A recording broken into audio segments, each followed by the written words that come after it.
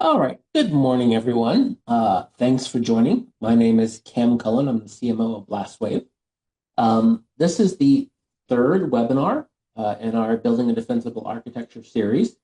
The topic today is on microsegmentation. So we'll be talking about one of the key parts of protecting your network, uh, essentially limiting the blast radius of attacks if they happen to get into your network through any particular mechanism. And we'll talk a little bit more about that in a second. Um, if you have any questions during the webinar, please feel free to put them in the question pane or in the webinar chat, and I will either address them immediately or at the end as appropriate. So feel free to jump that in. I did want to start with just a little bit of a little side point before we get deeply into it.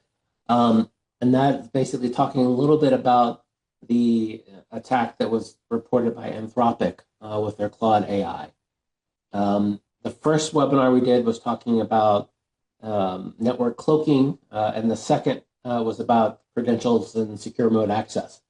The attack that recently was reported essentially was an AI driven about 80-90% by essentially a suspected of Chinese hackers. And it was a very sophisticated attack that followed the same type of process we see happening everywhere. And when we talk about what BlastWave is really trying to do in this defensible architecture, the first part is preventing reconnaissance. So the network cloaking that we talked about first in the webinar, that's really kind of the phase two of this. After someone points a target, basically points the AI at a target, they go out and gather data. The next phase, that is, they do more reconnaissance to try and figure out what vulnerabilities exist, or getting usernames that they can basically send out phishing emails. Then they go out and harvest credentials. And once they get those credentials, then they start doing things like laterally moving and exfiltrating data. So the first webinar talked about preventing that reconnaissance with cloaking. The second webinar talked about phishing and how to protect yourself against that credential stuff. And this webinar is actually kind of the next phase, which is, okay, let's assume that they do get in somehow. Remember, zero trust is about assuming a breach. So if they somehow manage to get through, or they're valid employees, etc., how can we prevent them from laterally moving and exfiltrating data? And what's scary about this particular attack was that AI was about 80 to 90% of the campaign. It made thousands of requests with multiple per second, an attack speed that humans simply can't do, and as well that the AI defensive systems really don't know how to deal with as of yet. So with that as the kind of basis, let's focus in on the last part about is what happens if someone gets through your network, whether that's physical access, whether it's a stolen credential, because not everyone has a passwordless MFA. So how can you protect your network from within?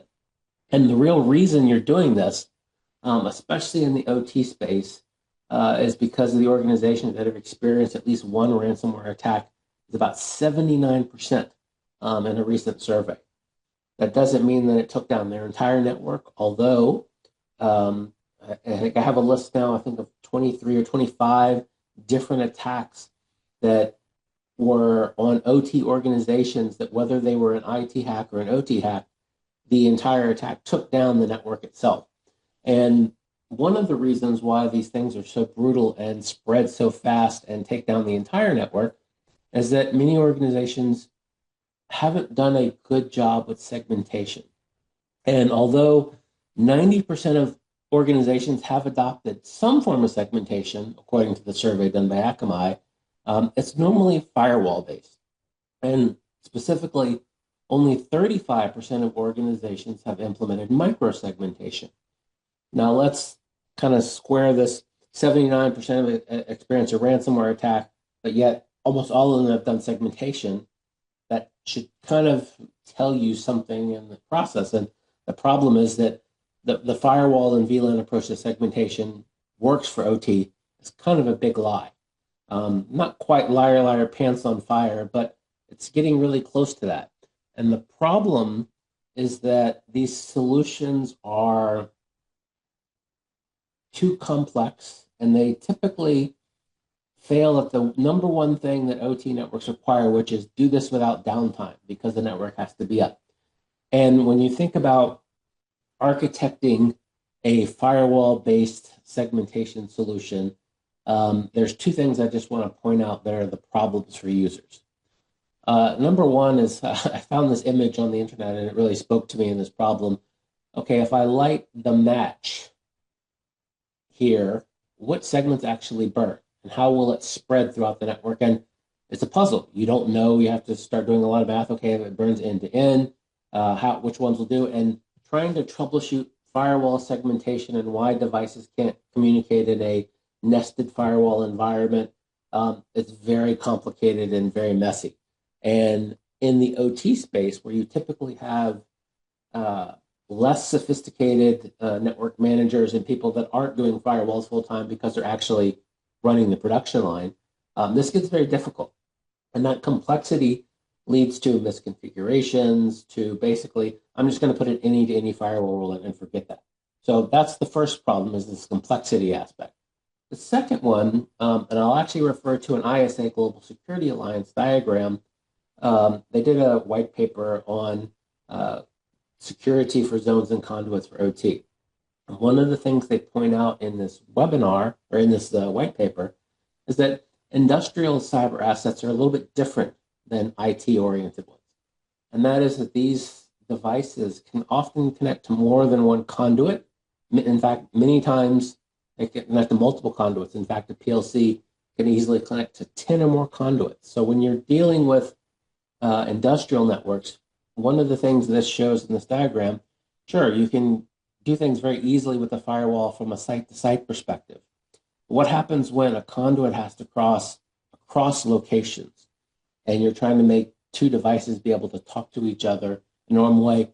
It's not something that a firewall architecture in a layer 3 environment basically lends itself to. And we talked a little bit about what we do in the cloaking space to create the secure overlay. And that's what we're going to talk a little bit about again today, because although cloaking, secure mode access, and segmentation we talk about as three different things, to actually pull together a full defensible architecture, you have to do them all at the same time. So they're all interconnected. So let's talk about some of the questions that an OT administrator or security architect has to think about when they're designing their segmentation. So the first question really is, should location matter? If I have one location, this is an easy question. The answer is no, it's only one location. But as the ISA diagram showed, what if I have 10 sites and I need devices at each one of those sites maybe to communicate with each other? Whether that's like something where they're reporting to a data historian, or maybe I have controllers that need to communicate with each other because there's interconnected processes on the OT side. That could become important.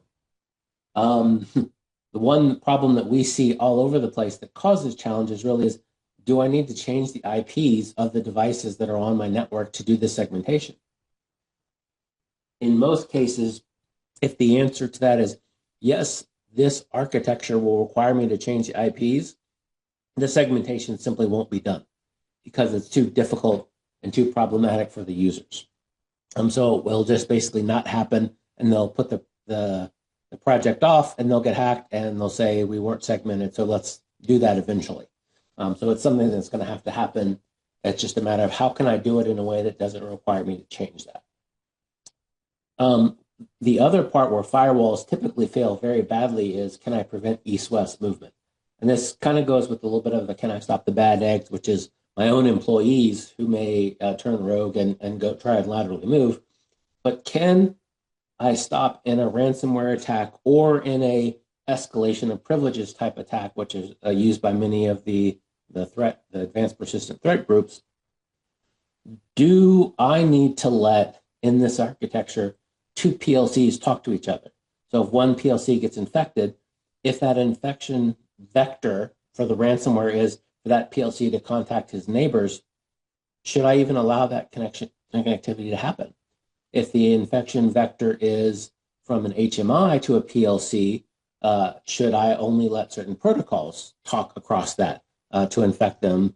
as part of that process. So when you answer these questions, that kind of starts to dictate where you're going, because the real problem in an OT environment is it looks a little bit like the game Dance Dance Revolution, for those of you that are familiar with this game, where you have this dance pad and your goal in the game is to step on the right arrow at the right time to stay in tune with the dance. And in a OT network, you may go sideways. You may go north, south, east, west. So what we need to do is I have to protect every single one of these attack vectors or these angles, because all it takes, as we saw in the example with the AI-powered Claude attack, all it takes is one mistake and they're in your network.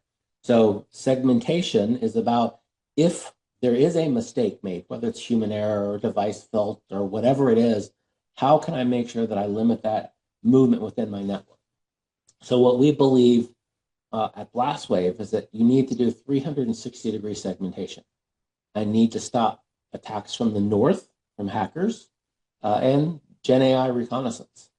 I need to stop employees from coming in. And as we said in the phishing webinar, I don't need to just stop hackers from hacking in. I need to stop hackers from logging in because they've stolen credentials from valid users and then moving within the network properly.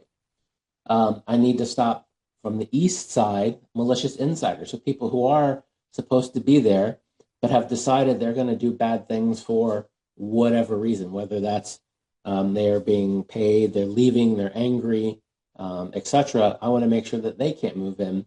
And I also want to make sure that I get what I would call from the south, which is where a maintenance worker comes in with a USB stick, or he comes in and he logs into the network, gets access to a PLC that he's supposed to fix, and suddenly now he infects or maliciously infects that network. How do I make sure that his attack doesn't spread throughout the network? So I need to take care of all four of these.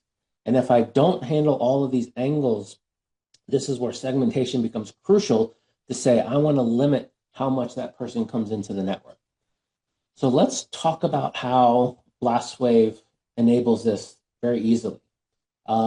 If this image that I'm using here was a firewall segmentation, that blazing path through the network would be a any-to-any rule, which says, it doesn't work, it's too hard, I'm just going to put an any rule, and now anyone can talk to anyone. So yeah, I've got all these segmentation rules that I can show you, but guess what? None of them are actually, in fact, working. I do want to put one little caveat into the discussion here, and that is, to do the east-west segmentation that we're going to talk about, you do want a managed switch that actually has port isolation mode capability. These switches are literally $200 switches that you can buy on Amazon that can handle this capability. And it essentially does is it says each port cannot directly communicate unless the uplink port lets them talk. And in this case, that uplink port that always show connect to the internet is actually the BlastWave Blast Shield gateway. So it's basically performing almost like an SDN function in the network, for saying that, okay, this device on this port can talk to that device. So that basically allows us to do the east-west isolation. And if anyone has questions on that, I can touch them at the end of the presentation as well. So how does it work? So the most important thing when it comes to segmentation is knowing who's on the network, so that inventory, but also not just doing that at an individual level, but creating groups of users and devices that have similar permissions and roles in the network. So think of it almost as a role-based security. But what I want to do is I want to take all of these groups. I want to say, okay, what are the users that I want to give? What's a group of people that I want to give an identity-based access segmented into a particular thing? And so what we could do is we create the users of the group. And in this case, you can see there's a lot of users, and they're allowed to do what basically the policy is going to be called factory talk. So they can talk to factory devices, which is kind of a north-south-ish. I want the remote access people to come in. I also want to have systems or devices that I put into groups, which again comes at really that east-west, where I want SCADA gateways or switches or the OT industrial things to be able to communicate with themselves potentially. This particular group happens to be switches that I want to allow network management to communicate. So it's my infrastructure that I want them to be able to do things like SNMP and logging as part of that. So we create both the user groups and the device groups. And now what we want to do is we want to let them communicate. And what you result in a secure overlay environment where location and IP address are irrelevant, which is, again, what you talked about and how that works in the cloaking.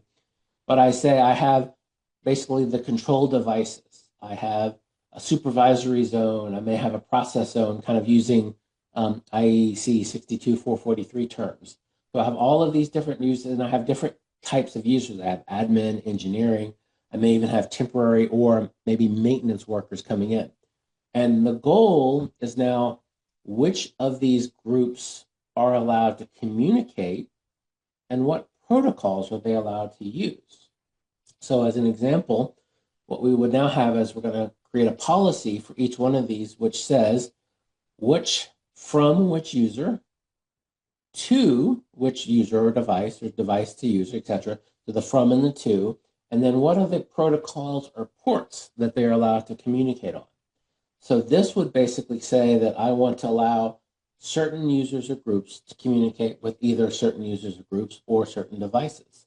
And it's really important that does include, for example, if I want the users inside of a group to be able to communicate directly with each other or the devices to communicate with each other. For example, in the discussion I gave earlier, I said, what happens if I want a PLC to talk to a PLC, that a firewall really can't stop that? In a secure overlay and microsegmented environment, I need to explicitly allow a device to talk to another device within that group.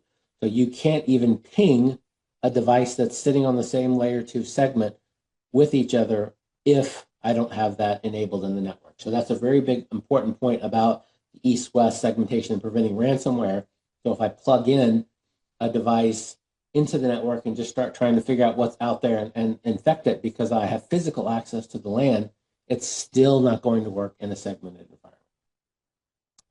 environment. It also means that if, for example, a PLC was infected with a USB stick, user came in, plugged USB stick, infected it with some ransomware, that device has to be explicitly permitted to talk out to the world.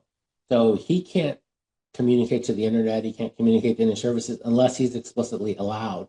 So you have to give him permission to contact out things on the internet, which will eliminate command and control. So it is yet another protection against letting these devices spread and be controlled by an external entity.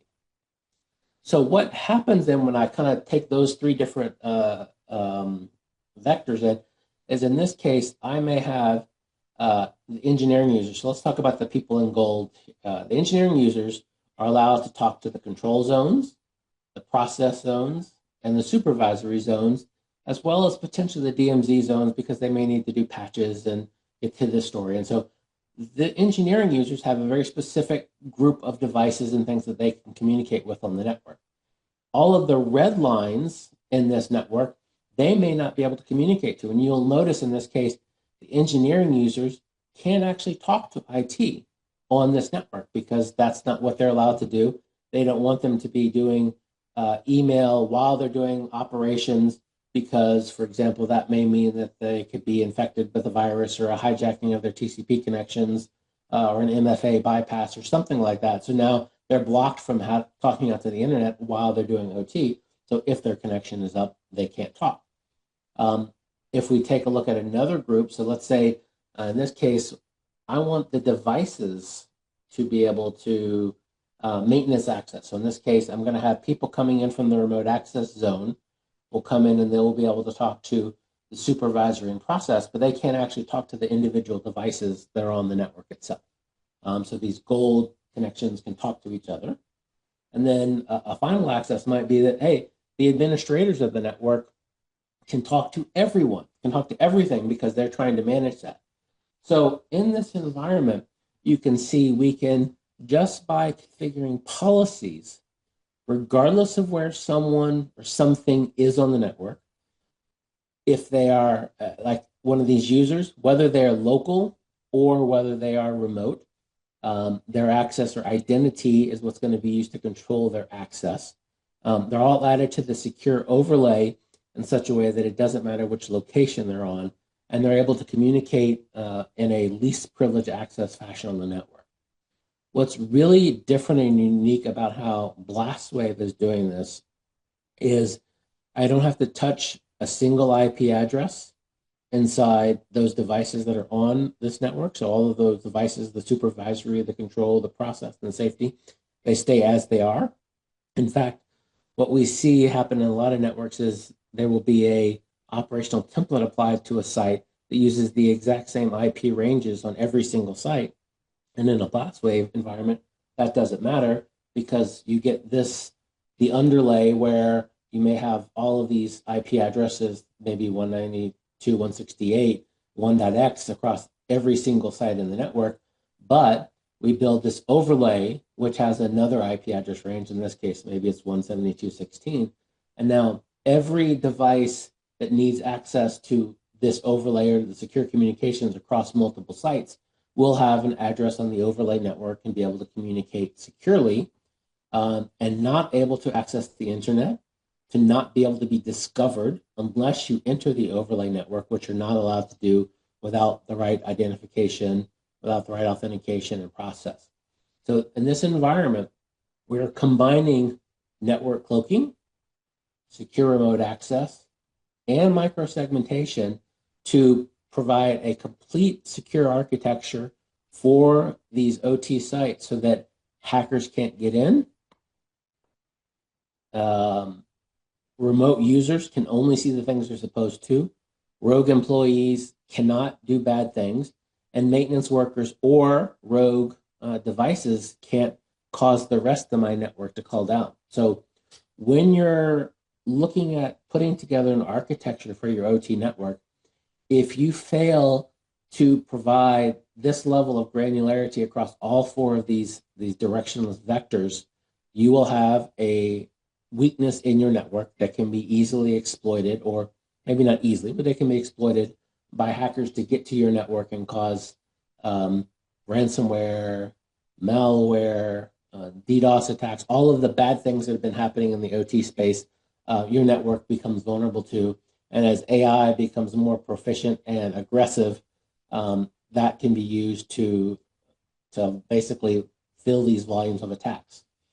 And one of the questions we often get in this particular scenario is, how are you different from a firewall? But can't I do this really with others? And the answer is, well, you could. We had a potential customer of ours that was looking at it. It was a U.S. government lab. They met with like Palo Alto, for example. They tried to create a similar solution to what we were offering them with Blast Shield.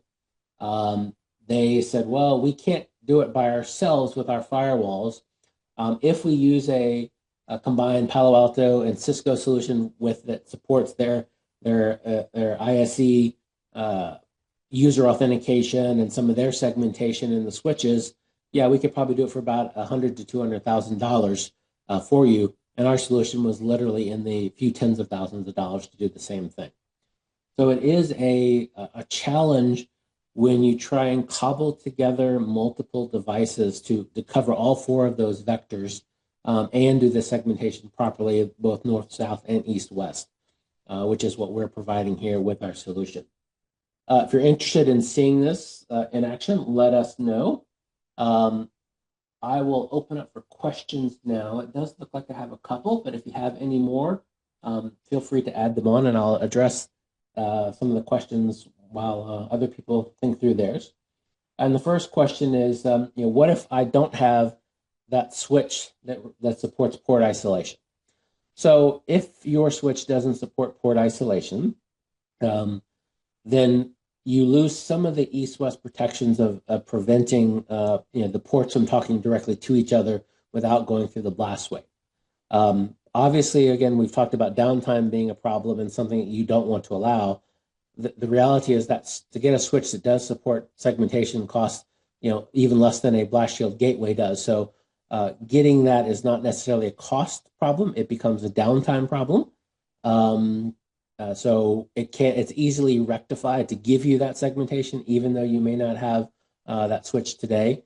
So it's not a financial challenge. It's more of a operational challenge to get it on.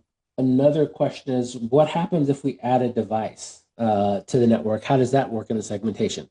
And this is a really good question, because one of the problems we often see in the firewall space is if you add another device, I need to go add another firewall policy or an ACL, and I need to make sure that doesn't conflict with any of the other rules that are on the network.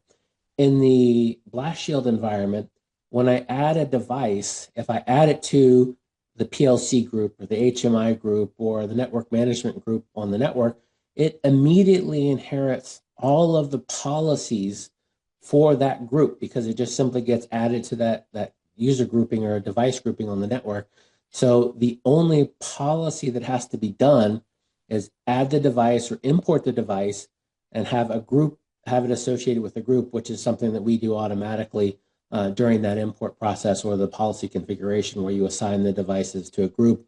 Or if you import it from a CSV file, you tell it to take that CSV file and put the devices in that file into a specific group, and then they all came. And we actually had a customer that was able to do segmentation across 20,000 devices in less than a month, simply because every time they imported new devices into their infrastructure, they just assigned each one of those device lists to a particular user group or device group, and everything was added in with very little headaches, and no manual configuration was required for the segmentation. And I have one more about, can the segmentation really stop ransomware? And the answer is, if that ransomware vector is something that is is able to be policy controlled, and you have the correct policies preventing the connectivity. So for example, to be specific, let's say that someone gets to your HMI or SCADA controller and infects it, and the vector that's being used for the attack is a valid command from that SCADA system.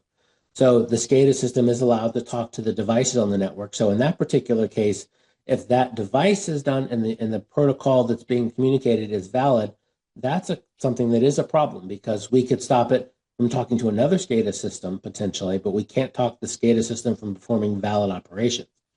If it was the PLC and it needed to talk to other PLCs in this environment, then yes, that ransomware would stop. It could not spread throughout the network. Or it couldn't transfer files potentially, which is another common vector. So you do need to understand the particular vector you're protecting against as well. And the only kind of hole of the process is if you attack one of the controllers with a physical connectivity and is using valid commands. That's really the only vector that we can't prevent. And this is where your monitoring solutions like Zomi or Dragos or Phosphorus come in, where they're actually watching for suspicious behavior across those valid protocols. So there is yet another layer of protection that you would do in an OT network, where you also have the visibility added to it. Okay, so it looks like I think that's all the questions that I have, and I'm finishing right on time. So thanks everyone for your 30 minutes. We have one more webinar left in the series where we're going to talk about the maintenance aspect. So we're going to go into a little more detail on those maintenance subscribers or users who have to come in, because that is one of the most common vectors that we have in the industry. So thanks very much for your time, and I appreciate you joining us today. If anyone wants the webinar slides, my email is cam@blastwave.com. Feel free to reach out, and I'm happy to share them.